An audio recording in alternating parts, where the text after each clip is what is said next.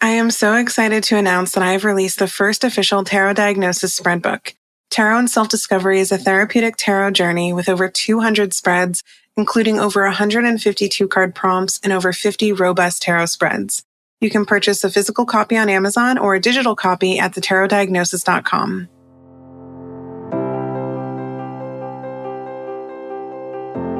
You are listening to The Tarot Diagnosis. I'm your host, Shannon. I'm a licensed psychotherapist, and I also happen to have a love for tarot. Each episode, I invite you to reflect with me as I work to demystify the tarot and the human experience, all while exploring tarot's connection to mental and emotional health. While this podcast may feel therapeutic, it is not meant to take the place of psychotherapy. So grab your cards and join me as I work to create a pathway to better understand ourselves and those around us.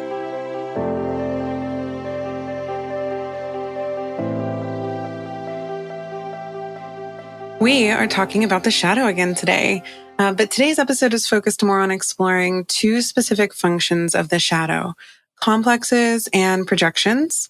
And this episode is actually inspired by some recent talks and presentations that I've done.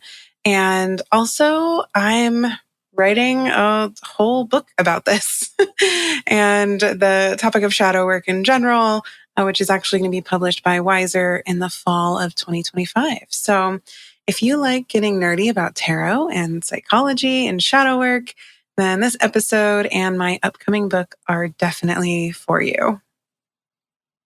Before we get into the nitty-gritty of the functions of the shadow, I want to recap some definitions just in case you aren't super familiar with the shadow or shadow work, or maybe you haven't listened to previous episodes of the podcast related to the concept of the shadow and shadow work.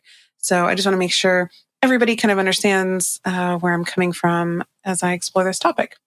Then we're going to pull some cards and look at the archetypes of different representations of shadows, complexes, and projections. So first, the shadow refers to the parts of ourselves that we have repressed, that we've rejected, or that we have otherwise deemed unacceptable, or believe that these parts are incompatible with the way that we consciously view ourselves.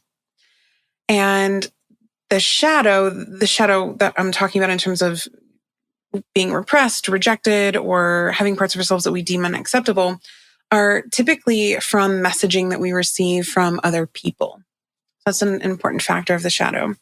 And then shadow work is the process of exploring and integrating the parts of ourselves that we have repressed and rejected or believed to be incompatible with the way we view ourselves.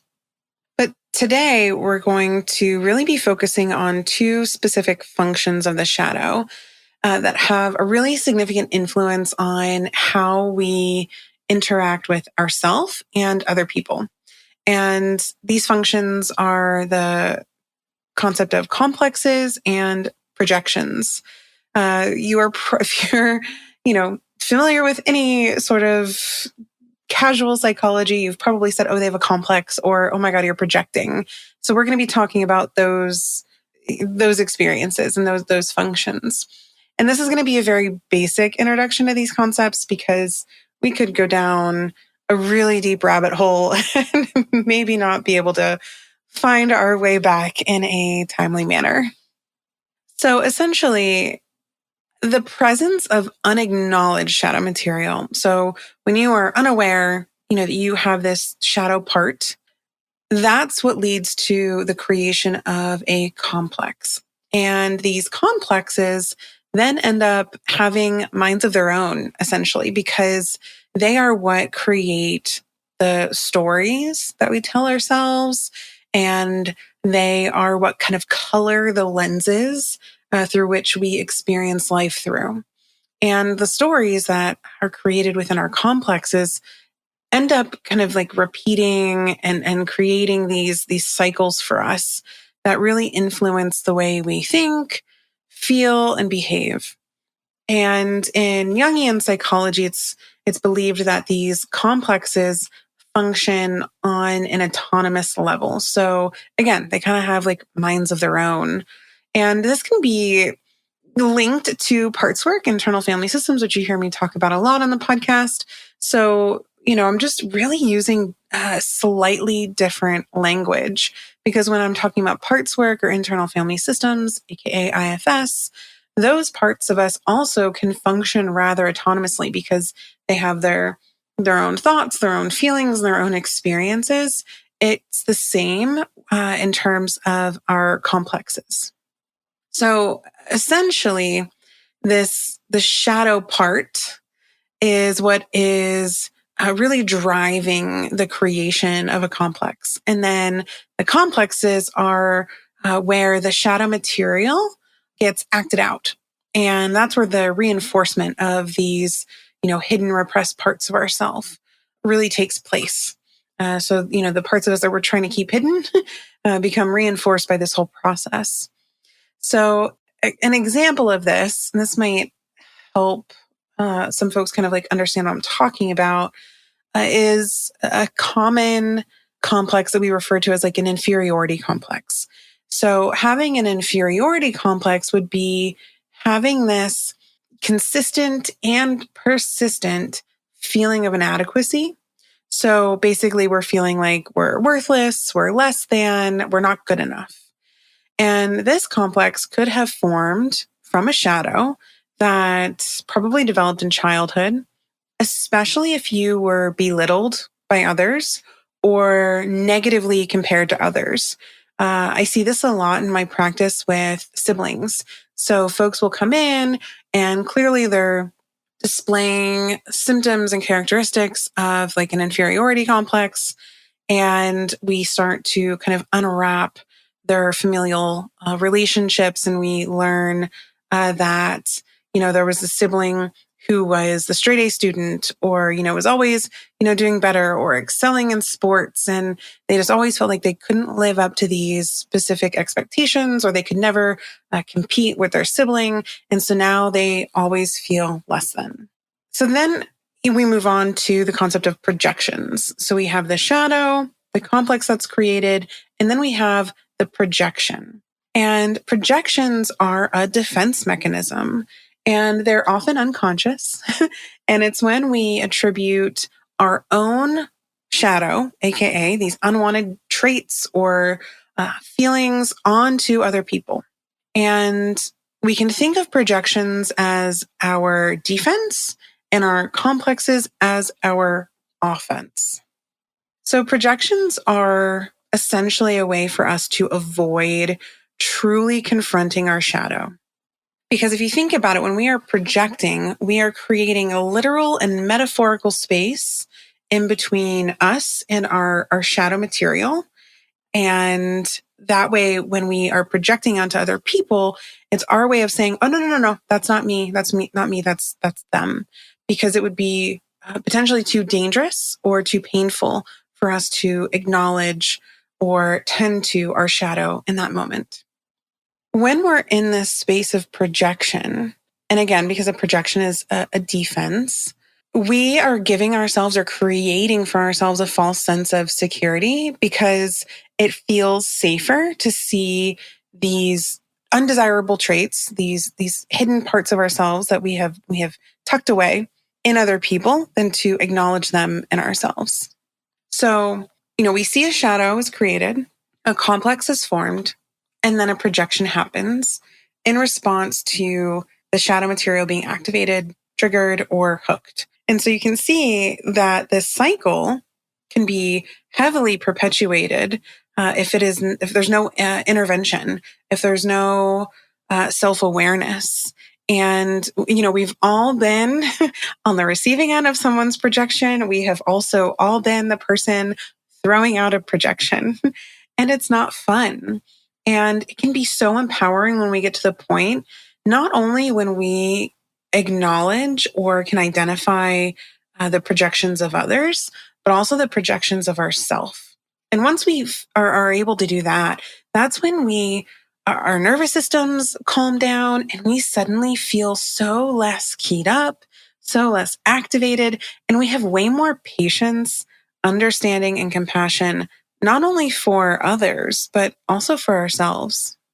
A good example of a projection to keep going with the example of the inferiority complex is so if someone has an inferiority complex, they might look at someone and harshly criticize them or judge the way someone is handling something, judge or criticize the way someone looks, because they, again, are having a shadow or having shadow material activated or hooked, and they're wanting to create as much space as possible between themselves and this other person who might be exhibiting similar traits or behaviors or perceived similar traits and behaviors.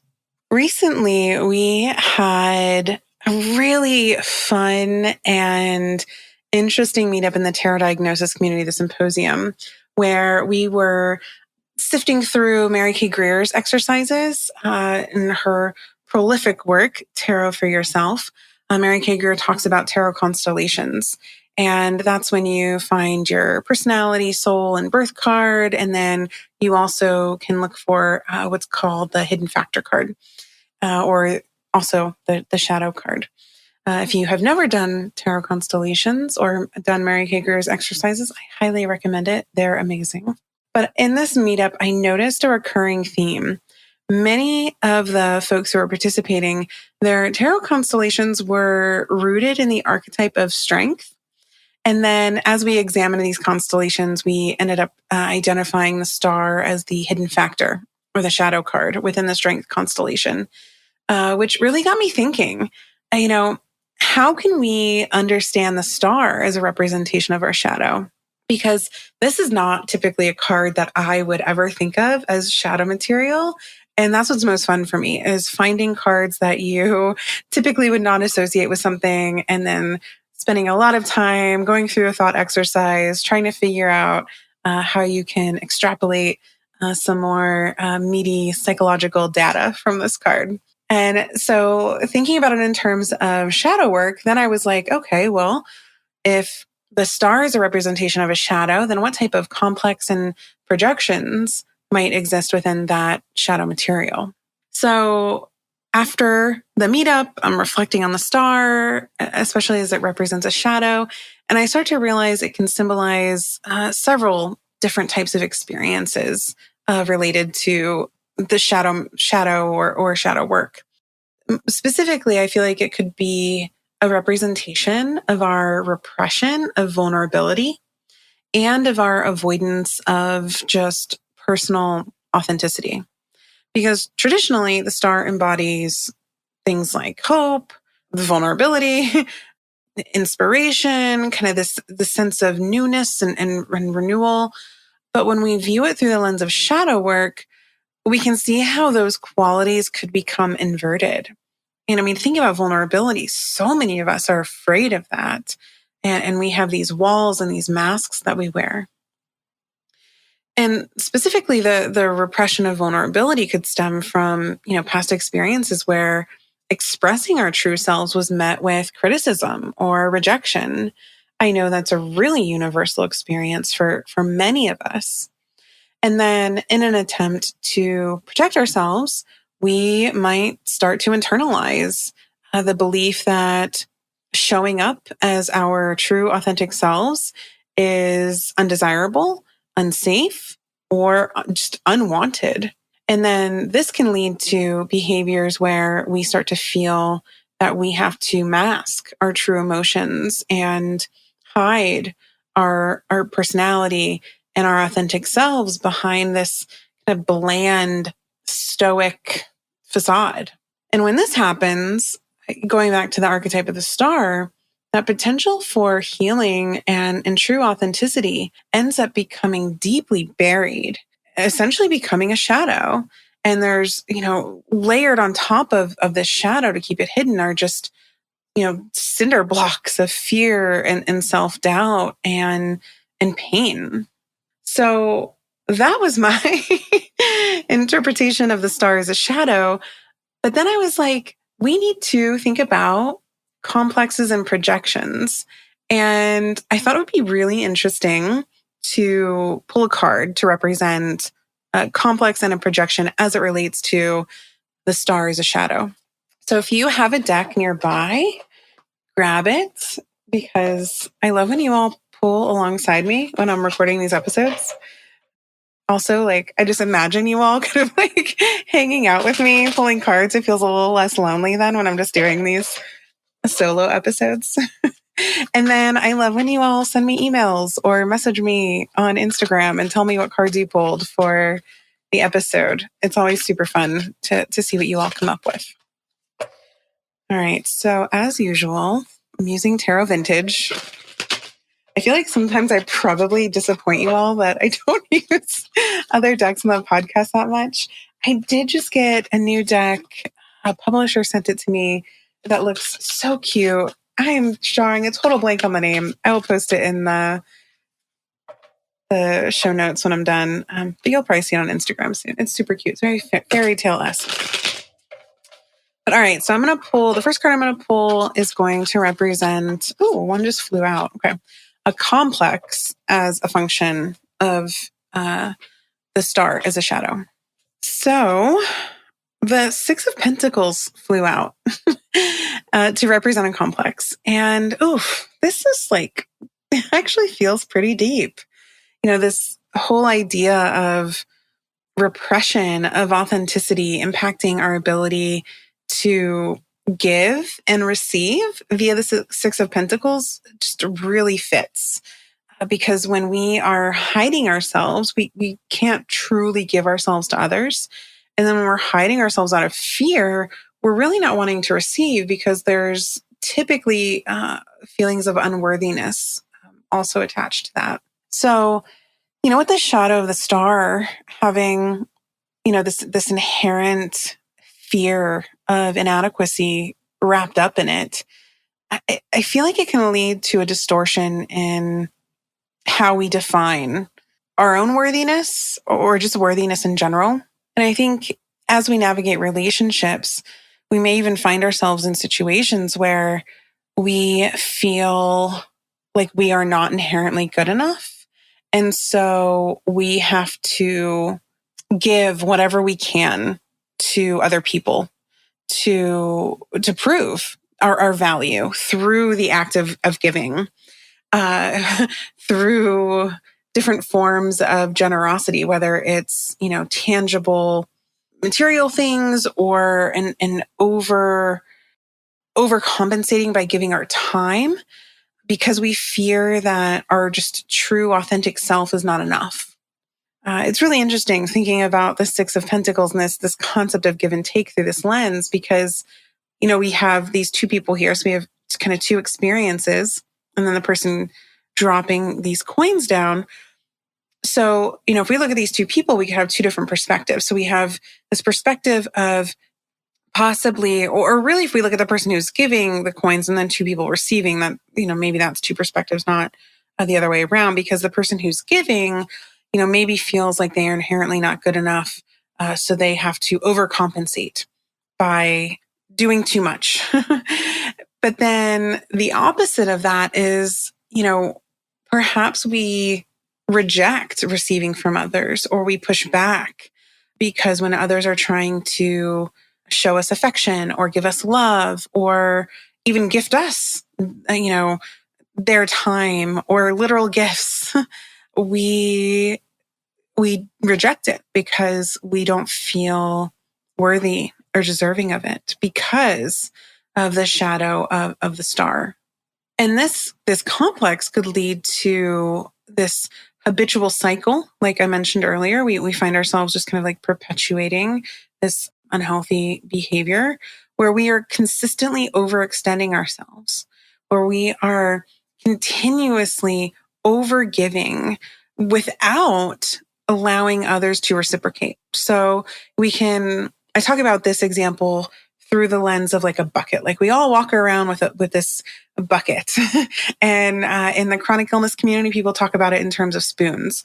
And we wake up with a certain number of spoons in our bucket to give to ourselves, give to others, and just to exist throughout the day. And when you are existing in the shadow of the star, you are trying to reach for spoons that do not exist to give. And yet you're finding remnants of spoons, shards of metal to give to people because you fear that you have to give them something because you alone are not enough. What happens here, though, is this fear of vulnerability, this fear of receiving that stems from the shadow of the star ends up resulting in our reluctance to even express or maybe even truly know what our own needs, wants, desires, or traits are. And we end up feeling depleted and resentful because we are giving from an empty bucket. We have nothing left to give, and no one's depositing into our bucket. No one's giving us spoons back. So, in relationships, this can look like becoming a caretaker, embodying that role of, the consistent giver and neglecting our own, emotional well-being. This also might sound a lot like codependence for those of you who are familiar with the concept of codependency. All right, so now I want to pull a card to see how this shadow of the star and its complex of the Six of Pentacles could manifest through a projection. So we are going to pull a projection card. Okay, the King of Cups. Not entirely what I was expecting, but we're going to roll with it. So I feel like there are a few different directions I could go with this. But my first thought is the projection of judgment when interacting with people who maybe feel really confident and embrace their authenticity, specifically as it relates to emotional needs and experiences. Folks who are unafraid to ask for what they need, unafraid to share their feelings, unafraid to be seen and tended to. Because remember, with the shadow of the star and the complex of the Six of Pentacles leading to feelings of unworthiness, bearing witness to someone who is the opposite of this is what leads to that behavioral projection of saying, oh, this person is entitled, or maybe even labeling them as weak for having feelings, expressing feelings and needs. Oh, this is actually a really interesting card in terms of a projection, because I think so many of us view the King of Cups as like a really positive card, but I feel like, when we're looking at it through the form of a projection, it could be really frustrating to see folks be able to sit with and embrace their authenticity and emotional world and feeling like you are not allowed or can't do the same. So I kind of want to pull one more card, maybe to represent, like, now what? Oh, actually, now what? Shameless plug. I created a pretty hefty tarot course called Now What a while ago. That is a part of the symposium with the tarot diagnosis. So if you're a member, you can access that course inside the community. And it's really cool because it's actually what I'm about to pull a card on right now. It really helps guide you through, what to do once you gain all these insights through tarot. So yeah, I want to pull a Now What card because, when you identify the shadow and then you identify the complex and then you identify the projection, you're kind of left thinking, okay, well, what the hell am I supposed to do with this information now? And that alone can be frustrating when you have this insight and this self-awareness and then you're not sure where to go. So let's pull a card. All right, Nine of Wands. Okay, I can see it. So, okay, the Nine of Wands, I feel like acknowledges that the journey towards this level of self-awareness and healing isn't easy.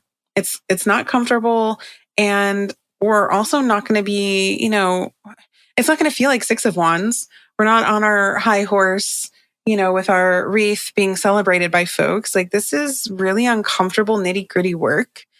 And this Nine of Wands is interesting because I feel like it also serves as a reminder that, we may have faced, significant challenges and obstacles in, this whole process of shadow work or confronting our vulnerabilities, through the lens of the star as the shadow, sifting through these repressed emotions and any dynamics that have been influenced by the shadow, especially in terms of its creation of the complex. And I feel like this card kind of reflects that weariness, or, they definitely look tired in this card, and almost a level of hypervigilance, like, oof, like, I don't know if I want to discover anything else. But I think it's important to remember that this is not a card of defeat. And another way that I'm looking at this card is all of these wands behind this person lined up as representing needs in different parts. So needs that have gone unmet and parts that have gone unacknowledged. And then there's this one wand that the person is clinging on to. And I feel like the wand that this person is clinging on to is actually their complex, because, at the end of the day, complexes are offense and then projections are defense. But the now what version of this card, the Nine of Wands, feels kind of like a cautious exploration. So first step is to identify the parts of ourselves that we've, felt like we have not been allowed to acknowledge or embrace, because, the shadow of the star made us feel like we're not allowed to be vulnerable or authentic. So all of these wands lined up represent those parts of us that we felt like we were not allowed to share or embrace. And then the second step is to kind of gently just hang out and observe each part or feeling. You can see that the person in this Nine of Wands isn't super engaged with those other wands, which I think is important. You don't have to, fully step in and grab each wand. Definitely don't have to do it all at once. That's going to be super overwhelming. And I don't recommend that. But this person in the Nine of Wands, they already look a little overwhelmed. So maybe just glance over at those parts, because when you're doing this type of work, sometimes just sitting with your somatic experience is good enough. So just observing, what parts have I not allowed myself to engage with or embrace, and just notice them. You don't have to have it all figured out right away.